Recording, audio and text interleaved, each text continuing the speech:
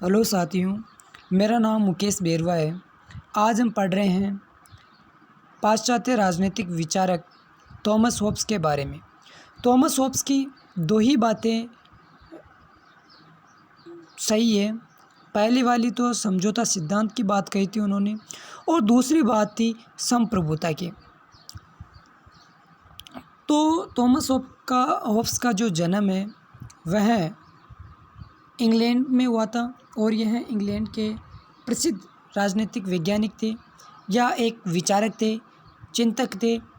इनका जन्म 15 अप्रैल 1588 ईस्वी को हुआ था, और मानसबरी इंग्लैंड में हुआ था।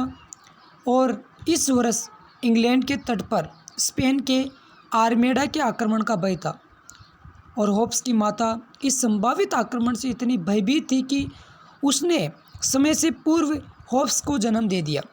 स्वयं होब्स का कहना है कि वह और भय जुड़वा बच्चों की तरह पैदा हुए।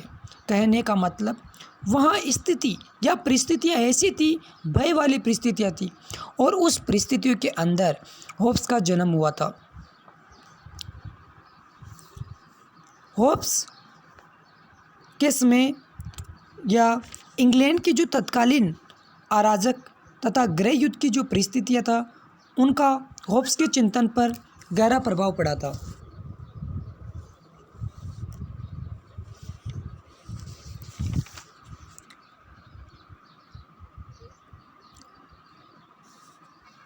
तो साथियों, होब्स एक पाश्चात्य राजनीतिक विचारक था। उन्होंने जो राजतंत्र की बात की थी, निरंकुश राजतंत्र की उन्होंने बात की थी, और वह एक ऐसे शासक चाहता था जो एक निरंकुश हो और वह सर्वशक्तिमान हो। उन्होंने मानव स्वभाव के लक्षण भी बताए थे कि मानव का स्वभाव कैसा है। उन्होंने बताया था कि जो मानव होता है वह स्वार्थी, झगड़ालू, एकाकी, छली और दंभी होता है। कहने का मतलब उन्होंने इंसान को एक दोषपूर्ण वाला ही बताया है। होब्स जो प्राकृतिक अवस्था के अंदर जो लोग रहते थे, उनको उन प्राकृतिक अवस्था से बाहर निकालने का उन्होंने प्रयास किया था। और जो सामाजिक समझौते की जो बात की थी, वो सामाजिक समझौते के अंतर्गत वो यही कहना चाहते थे कि तुम प्राकृतिक अवस्था से बाहर निकलो और एक समझौता करो और उसके अनुसार अपना शासन संचालन करो। प्राकृतिक अवस्था क्या थी? प्राकृतिक अवस्था निरंतर संघर्ष एवं युद्ध का वातावरण था प्राकृतिक अवस्था के अंदर, और दंड शक्ति का अभाव था, जंगली नियमों का बोलबाला था, व्यक्तिगत संपत्ति का अभाव था। वहाँ उनके पास में कोई संपत्ति नहीं थी। अब प्राकृतिक अवस्था से तात्पर्य क्या है? तो प्राकृतिक अवस्था से तात्पर्य है कि राज्य की उत्पत्ति से पहले, यानी उस समय राज्य की उत्पत्ति भी नहीं होती, उससे पहले की जो अवस्था को प्राकृतिक अवस्था का नाम दिया गया। होब्स, लोक तथा रूसो ने इसका अलग अलग प्रकार से वर्णन किया। इन तीनों की जो अलग अलग प्राकृतिक अवस्था है वो अलग अलग प्रकार की है।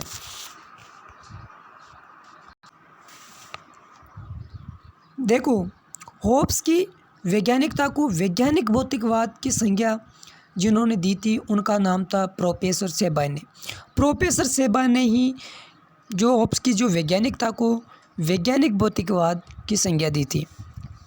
और राजनीतिक विचारक ने अपने सिद्धांतों को सर्वप्रथम वैज्ञानिक आधारों पर प्रतिष्ठित करने का जो प्रयास किया था, उनका नाम होब्स ही था।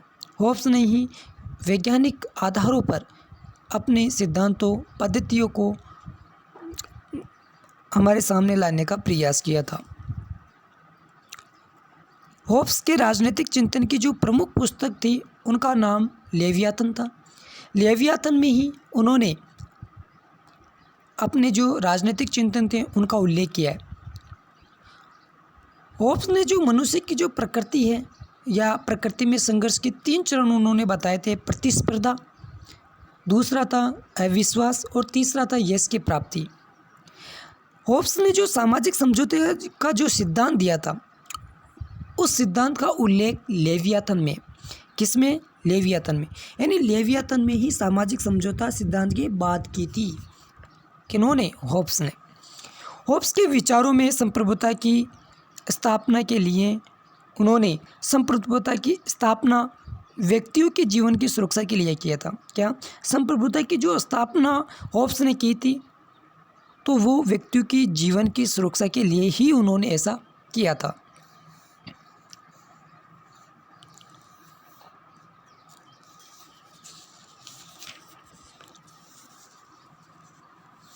होब्स के व्यक्तिवादी और निरंकुशतावादी विचारों को परस्पर पूरक बताया है, तो प्रोफेसर सेबाइन ने बताया था, और जो विपरीत बताया था, विरोधाभास बताया था, उनका नाम था प्रोफेसर जोन्स। कहने का मतलब प्रोफेसर जोन्स ने निरंकुशतावादी और व्यक्तिवादी जो विचार थे उनको परस्पर विरोधाभास या विपरीत बताया, जबकि प्रोफेसर सेबाइन ने व्यक्तिवादी और निरंकुशतावादी विचारों को परस्पर पूरक बताया। यानी जो व्यक्तिवादी, जो व्यक्ति के हितों में भी उन्होंने बात की थी, और निरंकुशतावादी यानी निरंकुश शासक के बारे में भी होब्स ने बात की थी। लेकिन जो प्रोफेसर जोन्स है वो ये मानते हैं कि निरंकुशतावादी और व्यक्तिवादी ये दोनों एक दूसरे का विरोध करते हैं। रूसो ने कहा था कि होब्स ने प्राकृतिक कानून के साथ तलवार का कानून जोड़ने का प्रयास किया। यह बात रूसो ने कही थी। होब्स के अनुसार जो मानव स्वभाव था वो एक स्वार्थी था, झगड़ालू था, क्रूर था, दीनहीन एवं पाशविक प्रवृत्ति का होता था।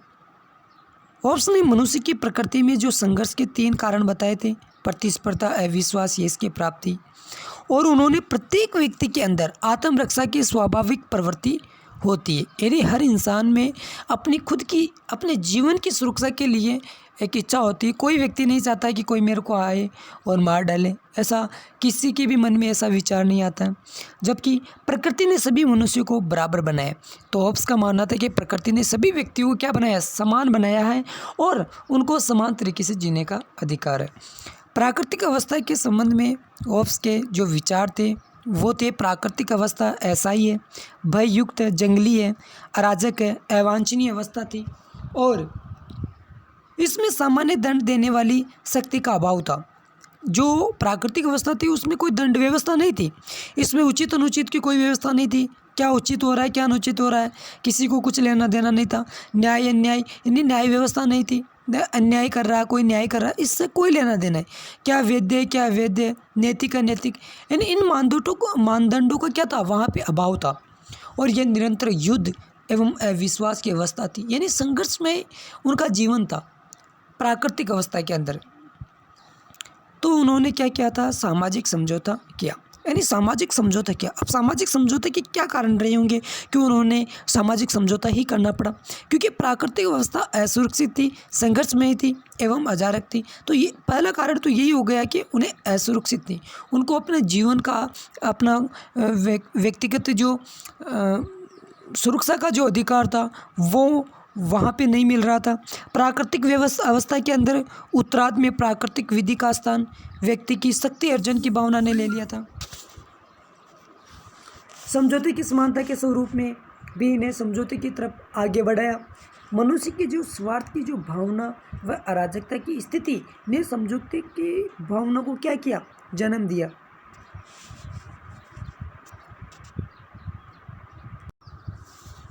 आपको बता दूं कि जो राजनीतिक चिंतन के रूप में होब्स की जो योगदान था वो बहुत ही महत्वपूर्ण था। उन्होंने राजनीतिक विज्ञान में बहुत ही, या राजनीतिक चिंतन में उन्होंने बहुत ही ज़्यादा योगदान दिया था। होब्स ने सर्वप्रथम वैज्ञानिक पद्धति का प्रयोग किया था। कौन सी पद्धति का? वैज्ञानिक पद्धति का। होब्स पहला विचारक है जिसने सर्वोच्च, निरंकुश, निरपेक्ष, अविभाज्य संप्रभुता का प्रतिपादन किया। राजनीति का धर्मशास्त्र व नीति शास्त्र से पृथक्करण किया। राजनीति का उन्होंने क्या किया, धर्मशास्त्र व नीति शास्त्र से पृथक्करण किया। ये बात बहुत ही इम्पोर्टेंट है यूजीसी नेट के लिए। ये काफ़ी बार ये क्वेश्चन पूछा भी गया है कि राजनीति का धर्मशास्त्र व नीति शास्त्र से पृथक्करण, यानी धर्मशास्त्र और नीति शास्त्र से अलग किसने किया था, तो उनका नाम है होब्स। थॉमस होब्स ने उनको अलग किया था। होब्स व्यक्तिवाद व उपयोगितावाद का प्रतिपादन करने वाले प्रारंभिक विचारकों में से एक थे। देखो, होब्स जो राजतंत्रात्मक शासन का पक्ष उन्होंने दिया था, वो राजतंत्रात्मक शासन की बात करते थे, निरंकुश राजतंत्र की बात करते थे, निरंकुश शासक की बात करते थे। तो राज्य में राजा तथा राज्य का निजी और सार्वजनिक हित एक होता था। इस शासन प्रणाली में स्थिरता और स्थायित्व अधिक होता था। कुलीन तंत्रीय और लोकतंत्रीय शासकों की तुलना में इस पद्धति में भ्रष्टाचार और पक्षपात बहुत कम होता था। क्योंकि राजतंत्रात्मक में सिर्फ एक ही व्यक्ति का शासन होता था, तो वहाँ पर जो भ्रष्टाचार का कोई बोलबाला नहीं होता था। देखो, निरंकुशतावादी तत्व से उन्होंने जो वर्णन किया है वो इस प्रकार किया है कि संप्रभुताधारी की शक्तियाँ असीमित है। जो शासन कर रहा है उसकी शक्तियाँ क्या असीमित है। वह ईश्वरीय प्राकृतिक किसी कानून को मानने के लिए बाध्य नहीं है, यानी वो उसके सामने कोई कानून नहीं। भाई वो निरंकुशवादी है, निरंकुश शासक है, तो उसके सामने क्या कानून, जो वो बोलेगा वही कानून है। संप्रभु समस्त विधियात्मक कानूनों का स्रोत है, यानी जो भी वो कहता है वो कानून बन जाता है। संप्रभु समस्त प्रशासनिक शक्तियाँ, जितने भी प्रशासनिक शक्तियाँ वो एक शासक के पास में होती है, संप्रभु शासक के पास में होती है। समस्त अधिकार केवल संप्रभु में ही निहित होता है। संप्रभु युद्ध एवं शांति दोनों का निर्णायक होता है। वो चाहे तो युद्ध करवा सकता है, वो चाहे तो शांति के लिए भी कह सकता है। तो संप्रभु शासक की ये कुछ विशेषताएं थी।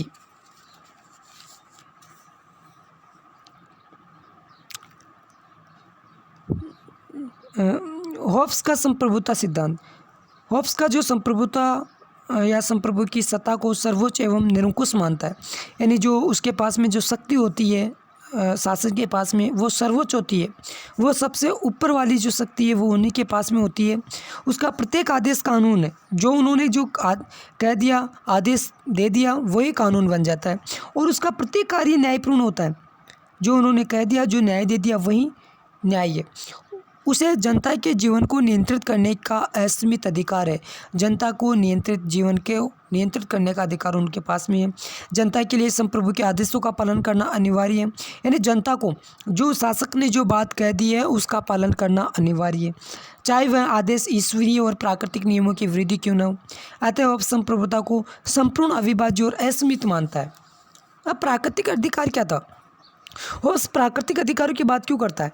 प्राकृतिक अधिकार के अंतर से तात्पर्य था कि अपने जीवन के संरक्षण के लिए मनुष्य कोई भी कार्य करने की पूर्ण स्वतंत्रता रखता है। वह अपने जीवन को बनाए रखने के लिए किसी को लूटने, पीटने या जान से मार डालने की स्वतंत्रता रखता है। कहने का मतलब अपने जीवन की सुरक्षा के लिए वो ऐसा कर सकता है। और T.H. हेक्सली ने एक उनका विचार है कि इस प्रकार के अधिकार को शेर का अधिकार कहा है। किस अधिकार को, जो प्राकृतिक अधिकार है उसको शेर का अधिकार कहा है। ये बात किसने कही थी, T.H. हेक्सले ने कही थी। तो होब्स के जो प्राकृतिक नियमों का जो सिद्धांत है वो भी इसी के अंतर्गत है कि होब्स ने प्राकृतिक नियमों की परिभाषा देते हुए कहा था कि यह वह नियम है जो विवेक द्वारा खोजा गया है, जिसके द्वारा मनुष्य के लिए वे कार्य निषिद्ध है जो उसके जीवन के लिए विनाशप्रद है। कहने का मतलब वो कार्य के लिए मना करता है या निषेध मनाही करता है जिसके लिए जो मानव या व्यक्ति के लिए विनाशदायक हो, ऐसे कार्य करने के लिए क्या राजा मना करता है। जिसके जीवन की रक्षा के साधनों का हरण